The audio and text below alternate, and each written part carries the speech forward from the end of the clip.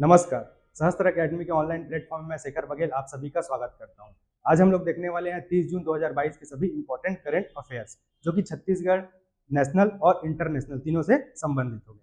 तो हम देखते हैं आज का पहला टॉपिक। हमारा आज का पहला टॉपिक है जीएसटी आईआईएससी ऊर्जा भंडारण प्लेटफॉर्म। अब ये है क्या, तो इसके बारे में हम लोग देख लेते हैं। डीएसटी जो है वो आईआईएससी बेंगलोर के अंतर्गत एक रिसर्च सेंटर है। यहाँ पे उन्होंने शोधकर्ताओं ने क्या किया कि जो लिथियम मेटल बैटरी है, लिथियम मेटल बैटरी की दक्षता को बढ़ाने के लिए, उसको और अधिक सक्षम बनाने के लिए, मतलब चार्ज और डिस्चार्ज की जो रेट है उसको और अधिक इफिशियंट करने के लिए एक टेस्ट किया। किसके अंतर्गत किया गया? Interfacial engineering approach. Interfacial engineering approach के बारे में इन्होंने जानकारी दिया और बताया कि जो टंगस्टन है, टंगस्टन की परत का यूज करने से लिथियम मेटल बैटरी जो है वो फास्ट चार्ज और डिस्चार्ज करेगी, मतलब उसकी क्षमता या उसकी इफिशियंसी बढ़ जाएगी। अच्छा, ये टंगस्टन होता क्या है? तो टंगस्टन एक मेटल होता है, इसकी विद्युत चालकता बहुत अच्छी होती है। इसका यूज कहाँ कहाँ कर सकते हैं? कैथोड किरणें जो होती है उसको टंगस्टन पर बमबारी कराने से हमें एक्सरे किरण भी प्राप्त होती है। साथ ही टंगस्टन जो है वो अच्छी विद्युत चालकता धारण करने वाली धातु होती है। और जो आईआईएससी बेंगलोर है वहां के शोधकर्ताओं ने इसी धातु का यूज करके लिथियम मेटल बैटरी के कार्य को और अधिक दक्ष बनाने के लिए इन्होंने टेस्ट किया है। इसके अतिरिक्त आप कुछ और पॉइंट्स याद रख सकते हैं कि ये जो Li है, Li means lithium ion battery, तो इसके अंतर्गत एक ग्रेफाइट का एनोड होता है और संक्रमण धातु का कैथोड होता है। अच्छा, ये संक्रमण धातु जो है वो कौन से ब्लॉक में आते हैं? हमारे पीरियोडिक टेबल में 4 ब्लॉक होते हैं, S, E, D और F। तो संक्रमण धातु जो है या ट्रांजिशन एलिमेंट जो है वो डी ब्लॉक के अंतर्गत आते हैं, जैसे कि हो गया अपना जिंक, कॉपर, ये सभी संक्रमण धातु है। तो उनमें से कोई सा भी धातु का एक कैथोड होगा, ग्रेफाइट का एनोड होगा, और जो इसमें इलेक्ट्रोलाइट यूज किया जाएगा वो लिक्विड फॉर्म में होगा। तो आप लोगों को इस टॉपिक से ध्यान देने योग्य मुख्य बात यही है कि डीएसटी जो एक रिसर्च सेंटर है आईआईएससी बेंगलोर में स्थापित है, उन्होंने लिथियम मेटल बैटरी में फास्ट चार्ज और डिस्चार्ज की दरों या रेट को सक्षम करने के लिए एक अप्रोच दिया है। किसके अंतर्गत दिया है? इंटरफेसियल इंजीनियरिंग के अंतर्गत। और इन्होंने बताया है कि टंगस्टन जैसी धातु की परत का यूज करके हम इसमें सुधार ला सकते हैं। हमारा नेक्स्ट टॉपिक है भारतीय मानक ब्यूरो। भारतीय मानक ब्यूरो को इंग्लिश में बोलते हैं ब्यूरो ऑफ इंडियन स्टैंडर्ड्स। इन्होंने क्या बताया? यह एक भारत का जो है ये राष्ट्रीय मानक निकाय है, BIS।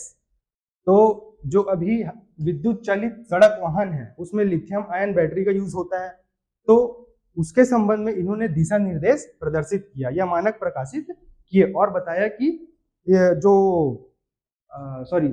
विद्युत चालित सड़क वाहन है उनमें जो यूज होने वाला बैटरी है लिथियम आयन बैटरी, उसकी दक्षता को और कैसे बढ़ाया जा सकता है और ये किस लिए इंपॉर्टेंट है। अभी हाल ही में आप लोगों ने देखा होगा कि अभी भारत में साथ ही अन्य देशों में पेट्रोलियम डीजल की बहुत कमी हो गई है, तो उसके वैकल्पिक साधन के रूप में हम क्या यूज कर सकते हैं?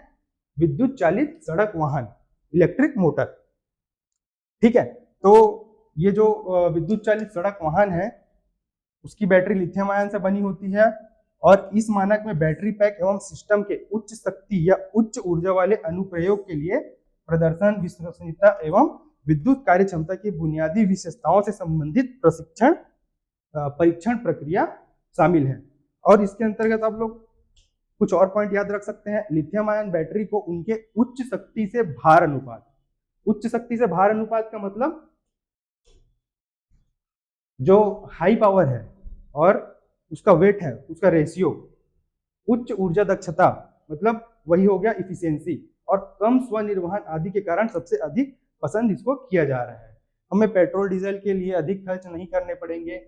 इलेक्ट्रिक जो मोटर गाड़ियां होती है उसके लिए जो ईंधन की आवश्यकता होती है उसके लिए अलग से जो पेट्रोल डीजल है उसका यूज तो करते नहीं है, ये चार्ज के द्वारा ही चल सकता है। तो इससे हमारा खर्च भी बचेगा, साथ में और क्या हो सकता है, इससे पर्यावरण संरक्षित व सुरक्षित भी रहेगा या प्रदूषण से मुक्त होता है। तो इसीलिए इसका चलन अभी बढ़ गया है। नेक्स्ट टॉपिक देख लेते हैं। हमारा नेक्स्ट टॉपिक है पर्यावरण डीएनए। अच्छा, पर्यावरण डीएनए को ही हम क्या बोलते हैं, ईडीएनए या इन्वायरमेंटल डीएनए। ओके, तो अभी हाल ही में चाय और सूखी जड़ी बूटियों के नमूनों पर अकशेरुकी जीवों की 1200 से अधिक प्रजातियों का डीएनए पाया गया है। तो आप लोग को यहाँ पे यही याद रखना है कि ये किसमें पाया गया है, चाय और जड़ी बूटियों के नमूनों पर। और अकशेरुकी जीवों की कितनी प्रजातियों पर, 1200 से अधिक प्रजातियों पर ये जो ईडीएनए है वो पाया गया है। ठीक है, तो यहाँ पे ध्यान देने योग्य बातें यही है। इसको आप लोग याद रखते नोट करते चलिएगा, ये आप लोगों के लिए बहुत इंपॉर्टेंट है। ये जो 30 जून के है वो सभी इंपॉर्टेंट करंट अफेयर्स ही है, एटलीस्ट आप लोग इतना नोट्स बनाते चलिएगा। ओके, अच्छा, अभी कुछ दिन पहले ही विश्व संगीत दिवस के अवसर पर ज्योतिर्गमय कार्यक्रम का आयोजन किया गया था। ये भारत के केंद्रीय संस्कृति मंत्री के द्वारा किया गया था। तो भारत की आजादी के 75 वर्ष अभी हो रहे हैं और जो बचे हुए 25 साल है उसको अमृत महोत्सव के रूप में आयोजन किए जाने का केंद्र सरकार ने निर्णय किया था। इसी के अंतर्गत ज्योतिर्गमय जो कार्यक्रम है वह स्टार्ट किया गया। और ये किससे संबंधित है, जैसे कि संगीत नाटक अकादमी द्वारा विश्व संगीत दिवस के अवसर पर देश भर के संगीत के दुर्लभ वाद्य यंत्रों, जो पुराने हमारे वाद्य यंत्र हैं जो विलुप्ति के कगार पर हैं या जो विलुप्त हो रहे हैं, उनको सहेजने के लिए, साथ में उनसे अभी के वर्तमान युग की पीढ़ियों को परिचित कराने के लिए यह विशेष कार्यक्रम ज्योतिर्गमय कार्यक्रम का आयोजन किया गया और यह उत्सव के रूप में मनाया गया। तो आप लोग यहाँ पे ये याद रखना कि ये दुर्लभ संगीत वाद्य यंत्रों से संबंधित है।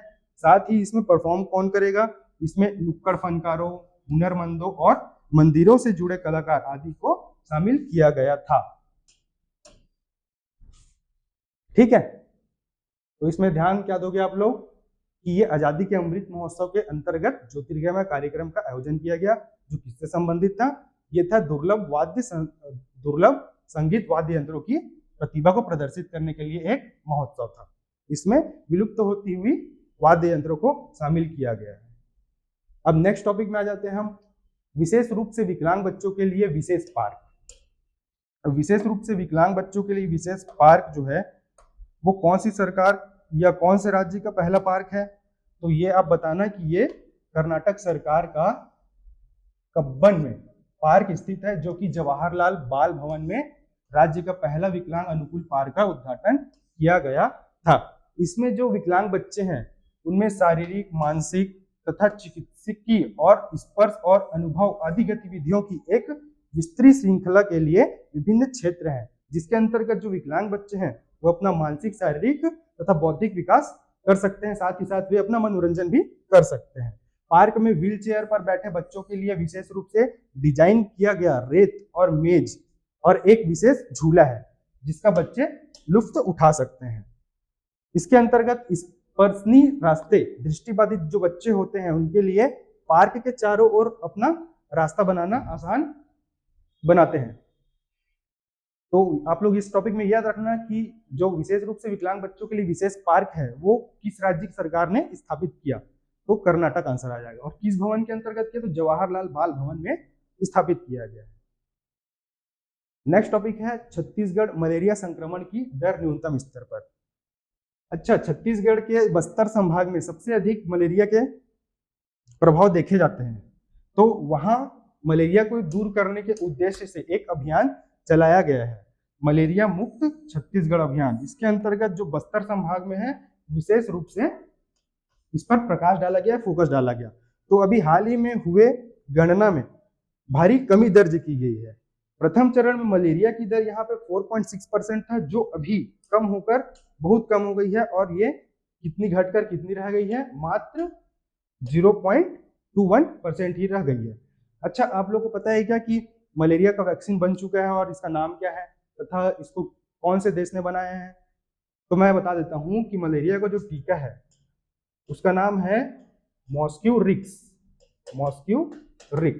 तथा इसको किसने तैयार किया है? अफ्रीकन रिसर्च सेंटर ने तैयार किया है। आप ये दोनों पॉइंट अच्छे से याद रखना। इससे क्वेश्चन बनेंगे। Okay, clear. तो ये था मलेरिया मुक्त छत्तीसगढ़ अभियान। इसके बाद हम देखेंगे कि ग्लोबल इंफ्रास्ट्रक्चर एंड इन्वेस्टमेंट के लिए साझेदारी या पार्टनरशिप। अब ये है क्या?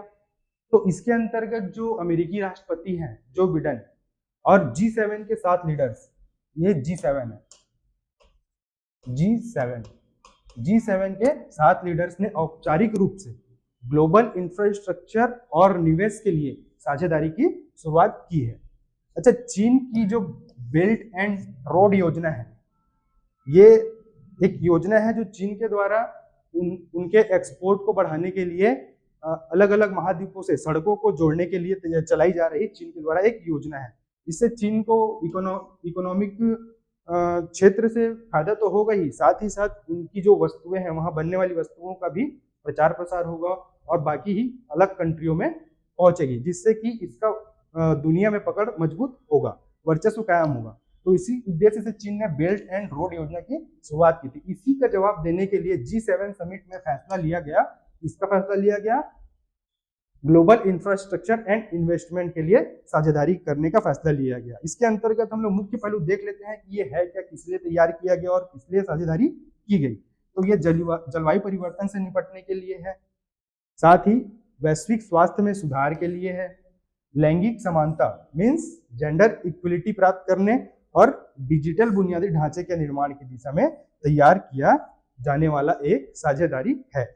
तो आप लोग यहाँ पर मुख्य बात यही याद रखना कि जो G7 है, इसका अभी हाल ही में समिट हुआ था, ये हुआ था जर्मनी में, ये याद रखना, ठीक है। और PGII, इसका फुल फॉर्म याद रखना। PGII का फुल फॉर्म क्या है? P का जो मतलब है वो पार्टनरशिप है, ठीक है, पार्टनरशिप। बाकी G का ग्लोबल, I का इंफ्रास्ट्रक्चर और एक और I का इन्वेस्टमेंट। तो आप लोग ये याद रखना। और साथ ही चीन का जो योजना है बेल्ट एंड रोड का, वो नाम भी आप लोग याद रख सकते हैं। चलते हैं नेक्स्ट टॉपिक पे, गर्भपात से संबंधित नैतिक मुद्दे। अच्छा, ये टॉपिक चर्चे पे क्यों है? तो मैं बताना चाहता हूं कि सन 1973 में जो अमेरिका की शीर्ष अदालत है, उसने गर्भपात पर एक फैसला सुनाया था। और वो जो केस था वो किस नाम से फेमस है? वो केस है, वो याद रखना आप लोग नाम उसका, कि वो जो है वो रो बनाम वेड है। इसमें एक फैसला दिया था अमेरिका की शीर्ष अदालत ने। इन्होंने गर्भपात या अबॉर्शन को इन्होंने लीगल कर दिया था, जिसको हाल ही में वहां की अदालत ने इसे इलीगल करार दे दिया गया, मतलब कि अपने फैसले को ही उसने पलट दिया। तो इसके विरोध में ही अमेरिका की महिलाएं जो है वह प्रोटेस्ट पर उतर चुकी हैं।